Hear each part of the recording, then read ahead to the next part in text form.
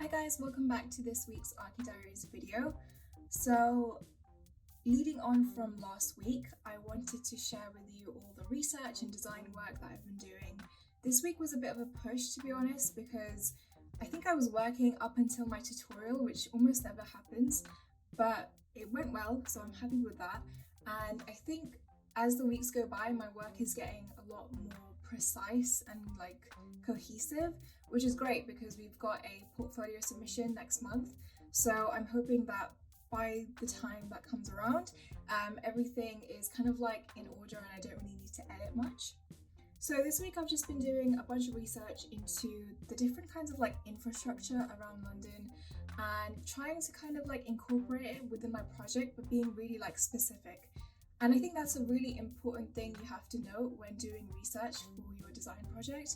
I feel like the stronger your research is, the stronger your narrative will be, and it just makes for a really detailed and complex project without it being too kind of heavy or not understandable. And so what I've been looking at is water pipes throughout London. And I found this really interesting is that basically we're having this crisis where there's aging water pipes and there's a growing population and we're not able to kind of keep up with the demand. And so it's resulting in a lot of kind of water losses and shortages and that kind of thing.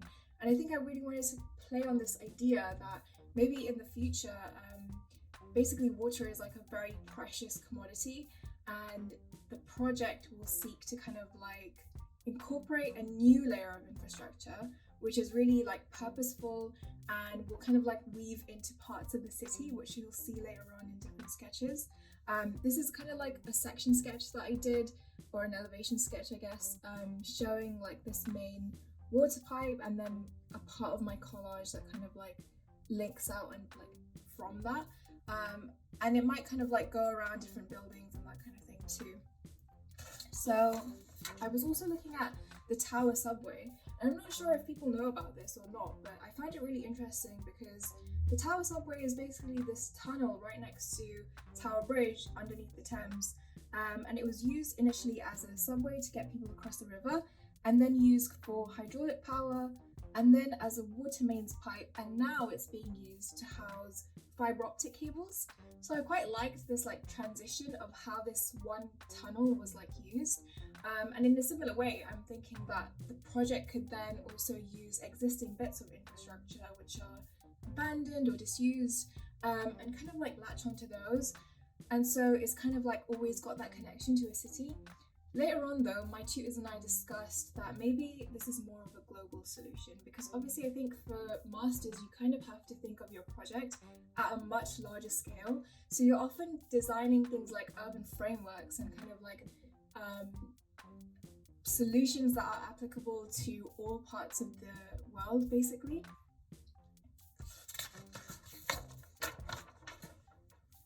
So as a reference, I was putting together images of existing pumping stations. These are just ones that have been converted into museums, and I really like the level of detail in the architecture, and it made me think about the patterns and symbols and motifs that I've already been looking into in relation to Persian carpets. And I think in a similar way, there isn't going to be kind of a building per se, it's more going to be kind of a set of components that come together to form this new layer of paradise. And I think it's really good for me to kind of have these pages, because not only does it then strengthen my portfolio, but it also makes me feel there's a narrative each week. And I think that's also the purpose of these videos, is for me to kind of make sure that the project isn't kind of getting distraught or getting kind of sidetracked. And so I find it really helpful to kind of lay out stuff on pages like this every single week. Some of you have been asking me how I do that. I actually just use a template that I've designed, and you can get it on my store. But it's basically just an InDesign template where I've got different headings and different kind of grid systems.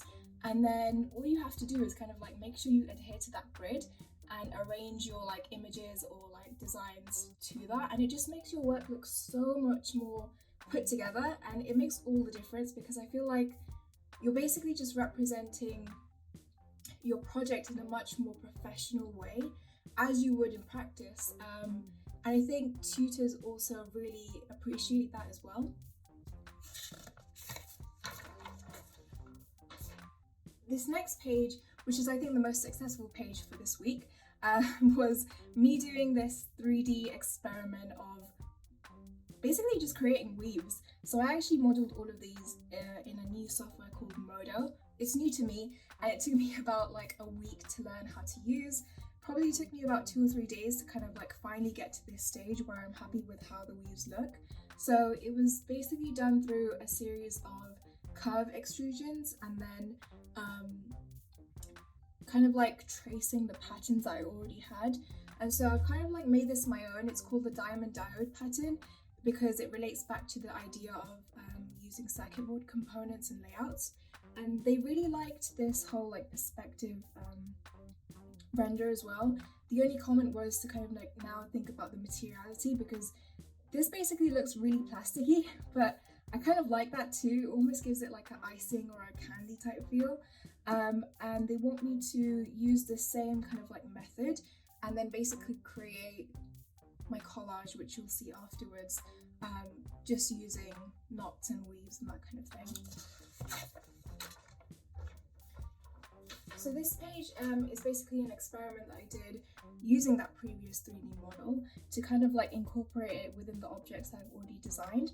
And so this is kind of like the transmitter tower, and then I've also weaved in that 3D weave into the substation model. So you can see here, this is like the threads that are weaving in to existing architectural infrastructure. And my tutors basically said it'd be nice if you could kind of like see that difference. So try and kind of like render this, because this is just a Photoshop collage. So what I need to do next is basically put it together in a 3D model and really think about the materiality and the differences, because it might just be interesting to see how this kind of like hybrid version of architecture comes together. And so this last collage, as you can see, has been sketched over a lot. So this is basically a second iteration of the one I was doing last week. The only bits that I really changed is basically adding in this 3D model in sort of a plan oblique view and a plan view, and then changing up this portion as well because I didn't want it to be so symmetrical. So this was kind of like still a work in progress, but we basically discussed this idea that maybe the carpet is basically attached to an edge of a city and is woven through and then extended out. And so objects like this, which, you know, might just be a transmitter tower, would only kind of be little kind of like folds or blips within this huge carpet. And so I was told to kind of do a series of like super studio-esque collages to kind of gauge what this project might be on a bigger scale, and kind of like think about, you know, maybe it's like a critique on this whole idea that things are getting like swept underneath the rug, and so you're thinking about how you can almost celebrate that in a weird way. And so what I was told to do is basically take this portion of the collage and then start 3D modeling it like I did with the previous weaves, and then think about how I can just make it a bit more like 3D and carpet-like. And so I plan on basically taking this, colouring it as I have with previous collages, and then pixelating it so I can get different squares. And it's a similar method to how people actually weave Persian carpets. And then I'll take each colour and make a knot from that, and then hopefully it will create almost like a pixelated version of this image. I'm not sure how long it will take. Even if it takes me kind of like a couple of days doing this portion, I think that's fine for now. So those are kind of like my main tasks for this week. There's a lot to do, but I think it'll be really fun, and I think it will help me a lot, especially in the weeks coming up to Christmas, because I do want to kind of get my portfolio together as well. So I think having different things to do at different scales is also really fun in a way. But yeah, this is all done in Photoshop. Some of these are SketchUp exports, some of these are images that I found from the internet, models on my own, collages, previous exports and objects and things. but I'll give you a quick insight into how I create these and lay them out and the kind of like compositional stuff. It does take quite a while, and I do this in Photoshop mainly, but I think it'll be helpful to kind of like just show you how you can kind of do a similar thing. So this is the collage, and you might not see, but there are a lot of layers, so let me talk about that first. I've actually kind of managed to keep my layers fairly organized. So if you look into this group, you'll see there's a bunch of different layers here, and then each kind of like group will correspond to a different part of the collage. Some things are more like easier than others, some are a bit more complicated. So for example, I'll start with the bottom over here. This kind of like main image is what I started with, which is basically just a SketchUp export of the model I was designing, and it's all kind of like made from components from the 3D warehouse, stuff that I've modeled, and then other objects that I've previously designed. And then taking that same model, I also exported like a plan version and started incorporating that 3D weave that I also created in Modo. And then you've got bits from like images from the internet, and I've basically just taken one, duplicated it, rotated it, and just kind of like made sure that the scale seems right, basically. This is another export from my own 3D model, and this is actually a render, but what I've done is given it that kind of like hand sketched feel. So how I did that was go to filter, stylize, and then go find edges. And then you basically like have to play with the levels and the hue and saturation and that kind of thing. But I've tried to keep everything in one tone, which is black and white. And how I usually do that is by adding a gradient map. And I just find that it kind of gives it a very clean and like cohesive look. And you can apply it to as many layers as you want, obviously.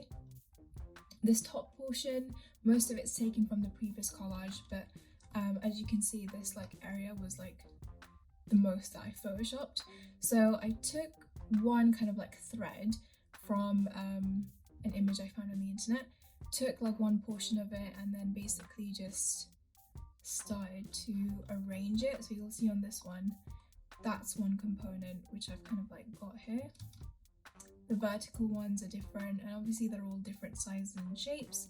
I added some like skewed ones to kind of like move it out slightly. And then I also went in and kind of like erased certain bits like over here, so you can actually see they're being weaved in. And then I added in parts from circuit boards as like a layer mask.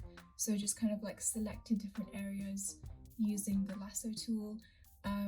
And just added that in. These are all like patterns that I made from previous collages. So it's kind of all about like reusing components that you already have rather than making new ones.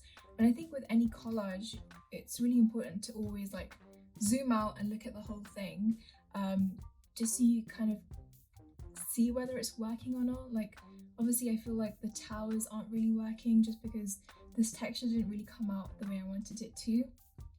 This like water bit again was nice in the previous collage, but I'm not sure how it works in this one. So this is still a work in progress. Obviously I'm going to be like 3D modeling this as well, but as you can see, there's a lot of work that goes into it. And I think when doing any kind of collage in Photoshop, it's more about working on a specific area at a time, and then you kind of like zoom out and look at the whole thing. But just try and like stay super organized. If it helps to work completely in black and white, do that, because I think once you start adding color, you kind of get a bit sidetracked and you kind of think about, oh well, this doesn't look nice with that. And I know as like designers, we also have this like perfection thing that we want everything to look very kind of like organized and perfect in the first try, but it does take quite a while. So yeah, if you would like to see me do a full tutorial on this, let me know. I'll try and film a few more bits in the coming weeks as well. Thanks for watching, and please don't forget to subscribe and share with a friend. See you next week.